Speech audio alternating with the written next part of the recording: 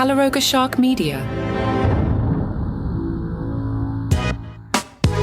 Hello there, I'm Johnny Mac with your daily comedy news. Dave Chappelle dropped by 50 Cent's charity festival late last week. It was the Humor and Harmony Weekend in Shreveport, Louisiana. 4 days organized by 50 Cent to raise money for underserved youth communities. DC said, man, I flew all the way to Shreveport because any time makes history. I don't want to miss it. And this is history. This MFer Curtis Jackson has been the American nightmare and the American dream in the same life and brought it all here to Shreveport. Curtis Jackson, a.k.a. 50 Cent, and his charity organization, the G Unity Foundation, put together the event, which also included Andrew Schultz, Bill Bellamy, and Cat Williams. Joe Rogan has picked a candidate for president. It is RFK Jr. On his podcast, The Joe Rogan Experience. Joe Rogan said, he's the only one that makes sense to me. He doesn't attack people. He attacks actions and ideas, but he's much more reasonable and intelligent. I mean, the guy was an environmental lawyer, and he cleaned up the East River. He's a legitimate guy.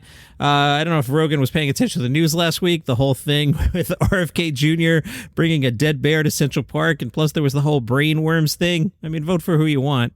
Rogan called Kennedy a straight shooter.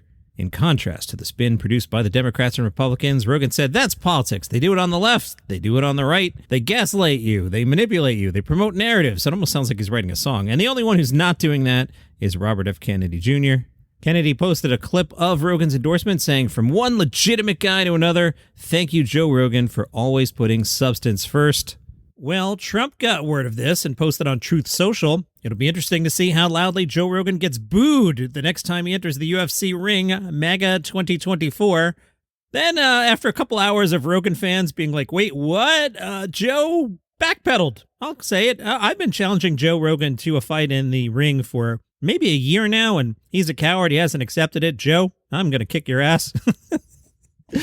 I'll let Joe Rogan beat me up for some publicity. You know how much that'll advance this podcast? Come on, Joe. What are you afraid of? Anyway, Joe Rogan posted on Twitter, for the record, this isn't an endorsement. Backpedal much. This is me saying, I like RFK Jr. as a person. You ever have your ex-girlfriend say that to you? Like, hey, I dislike you as a friend.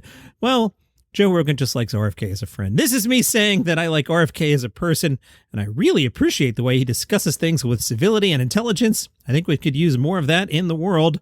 RFK thanked Joe Rogan for his comments. All right, Big Kill Tony's show Saturday night. I guess we should start with this one. Shane Gillis was at the event and did his Donald Trump impression. This is a great clip, a little longer than I usually do, and I've clipped it in a few places because Shane Gillis Trump said some naughty things, and we don't want to do that on this podcast.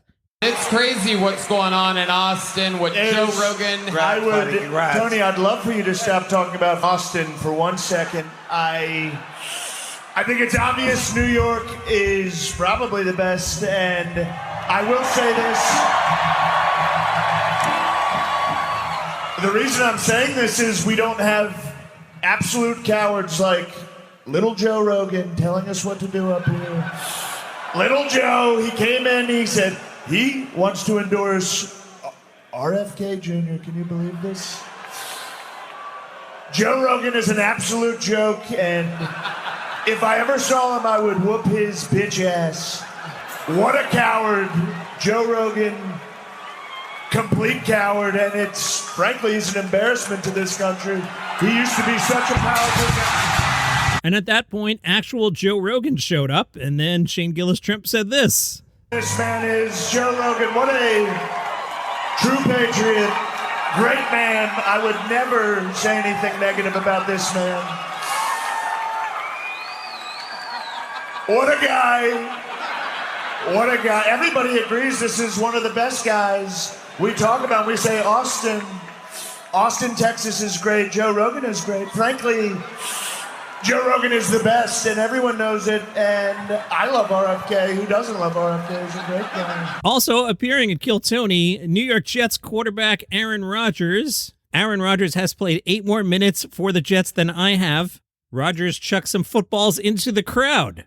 Also appearing at this show, not just Joe Rogan and Shane Gillis and Aaron Rodgers, Andrew Dice Clay was there, Jeff Ross, and Joey Diaz, who I've heard people say is the worst person on the planet. I've heard people say they met Joey Diaz and he was a terrible, terrible, terrible human being, like the worst person you could ever possibly meet. Some people are not fans of Joey Diaz and only have terrible things to say about him. Out on Netflix today, Matt Rife's crowdwork special. It is called Lucid. Netflix in the logline says, we're all in this together. That's the premise behind Matt Rife's special, where he'll get up and close and personal with his audience for a full hour of crowd work. Rife mocks people who say his stand-up style is just easy and leaves the audience with one question: is it really? On your Netflix today, Matt Rife Lucid. It was the 10th anniversary of the passing of Robin Williams. I remember that day clearly for two reasons. One, it was the first major thing that happened after I had left SiriusXM Comedy, and it is my tendency when something like a Robin Williams passes, you'll be like, oh, let's do a tribute show, let's do stuff, but I was sitting home with no job, so I did nothing. The other thing that happened on that day was a different news story that people have forgotten. I teach this to my college students. Do you remember, and you can look this up, when NASCAR driver Tony Stewart killed a guy? Yeah, here's it in Car and Driver, August 11, 2014. Stewart hit and tragically killed Kevin Ward Jr. on August 9th when the latter climbed out of his car and onto the track. But no one remembers it because, oh my God, Robin Williams died.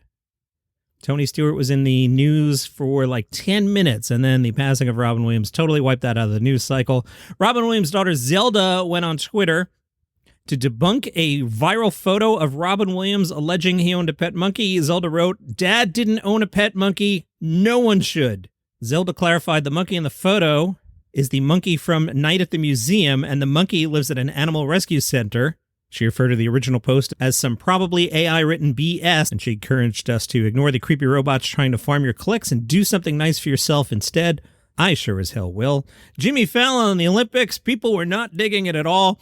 I was watching the closing ceremonies with my wife, and there were two commentators, and one of them was saying a bunch of not funny stuff. And my wife was like, oh, and I said, that's Jimmy Fallon. She's like, that's Jimmy Fallon? That's Jimmy Fallon. One disapproving fan on Twitter wrote, NBC, get Jimmy Fallon out of there now. This is ruining every good feeling I had about the Olympics. Another fan wrote, imagine carrying out your country's flag in a roaring arena at the Olympics, and you have, checks notes, Jimmy Fallon yapping in your ear. Another wrote, NBC, what the hell? Just let them walk the Olympics closing ceremony. What is this? Jimmy Fallon, leave them alone, please. If I was a flag bearer representing my country at the Olympics and they were forcing me to talk to Jimmy Fallon instead of enjoying the moment, I would say the C word on live national television. During an interaction with athletes, Jimmy Fallon asked Olympic champion Katie Ledecky if she planned to swim home. I did broadcast with Jimmy, I think twice at Sirius. He was a guest on Brewer's show, and he was a really good guy. I have another Jimmy Fallon story for a different day. We're getting a little long here already. Very busy for a summer Tuesday. Tuesdays in general are usually light, but today's pretty busy. Did you watch Last Week Tonight? John Oliver made fun of Donald Trump trying to stick Kamala Harris with the nickname Kamabla. Trump's campaign spokesman Stephen Cheng decided to whip out a Venn diagram to explain the connection between comma and blah. John Oliver couldn't resist pointing out that the diagram not only failed to explain anything, it's not how Venn diagrams work. Oliver took out a Venn diagram that had one circle labeled John Oliver and another labeled Big Bird, with the overlap being Squawk's educational lessons on television.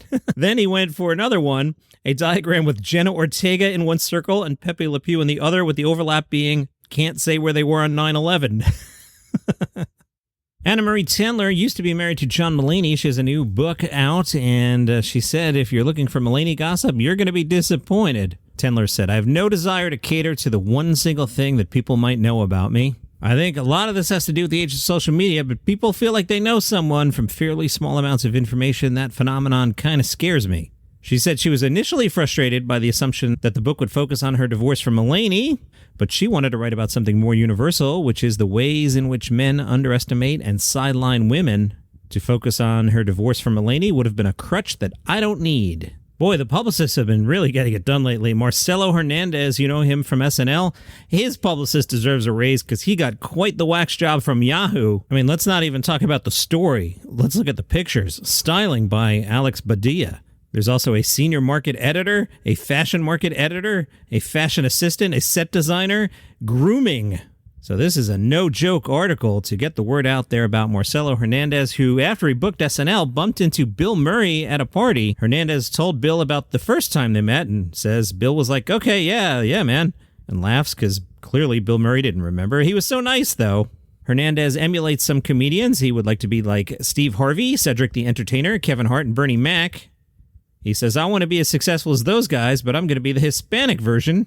As SNL gets ready for a lot of politics, at least early in the season, he says, I just try to stay happy and positive. I don't like the drama of it all. He was asked about Dave Chappelle, who appeared on the stage of SNL last year. Hernandez has opened for Chappelle a few times. He's also spent time with Dave's family and says, I have no problem with somebody that has a problem with Chappelle. I love everybody. I love Dave, and I love anybody that's mad at Dave. There's a new episode of Inside Late Night with Mark Malkoff. He was my guest about a month ago, maybe a little more at this point, and seems like a lot of you are digging the Inside Late Night podcast. Well, you know who was back? Robert Smigel. They started talking about Toonsis the Driving Cat. Remember that? An SNL sketch? Steve Martin and Victoria Jackson are a couple that discover their cat can drive. Smigel said, I have to admit, I was obsessed with Toonsis. I was obsessed with particularly the opening credits where they used a live cat and they had two arms operating the steering wheel. I mean, I'd never seen that done before. I was so amused by it. I would literally run up to 17 where the offices were and videotape the pre-tape. The cat's just sitting around and he has no idea he's in a comedy bit. And to me, that's the funniest thing in the whole world.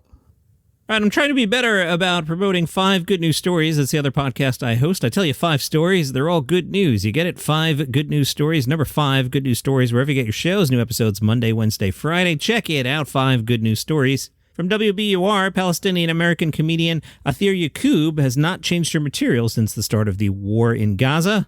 Her family fled the West Bank after surviving a bombing in 2000. They arrived in Alabama in the summer of 2001, right before 9/11. Yacoub says, my goal is just to express my personal experience growing up in Palestine and in Alabama as a Muslim woman. You don't have to be Palestinian or Arab or Muslim to relate to the things that I talk about. WBUR was curious why she doesn't talk on stage about her family having been bombed, and she says, it's a deep-seated trauma that it's hard to make funny when it's something that I constantly have a visceral reaction about, like fireworks or loud noises, door slamming. It's not funny. As I'm saying it now, I'm like, it's not funny.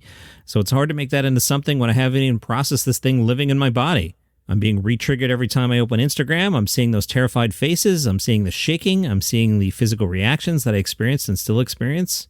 Even when I hear a noise, it's hard. As for her comedy, I mean, yeah, being on stage is more empowering and allows me to talk about things through the lens of humor versus, here's my trauma dump. I just want people to remove any kind of preconceptions that they have about Arabs or Muslim women.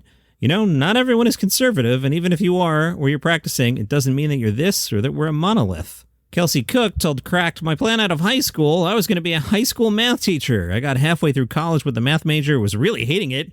I switched to a broadcast production degree, which is essentially video editing. I had to take a public speaking class as a requirement, and I kept turning my assignments into comedy routines. My professor pulled me aside after class and said, you kind of remind me of Kristen Wiig, and I could see that you're enjoying this so much more than most students do. You might want to pursue something with it. I wasn't a class clown type. The guy who won class clown in my school was the kid lighting his farts on fire. My first time on stage, and I think we have to put the word stage in air quotes, it was my university's monthly open mic in the cafeteria. It was truly the worst place to start comedy because you're interrupting people's dinner. You're having lines of students walk in front of you as you're trying to tell jokes into a microphone for the first time. It was a lot. You're performing to the sound of clanking silverware, but I brought some friends and they were laughing. Some other people were laughing. You need to feel some sort of connection. You get hooked pretty quickly, and that's your comedy news for today. If you enjoy the program, tell a friend about it. They might like the program too. Know what I'm saying? Oh, by the way, you can support the show. You go to buymeacoffee.com/dailycomedynews. I went to the donuts chain the other morning. It was pouring. Nobody there at like 6:45 in the morning. Empty parking lot. No one in the store. Very suspicious. See you tomorrow.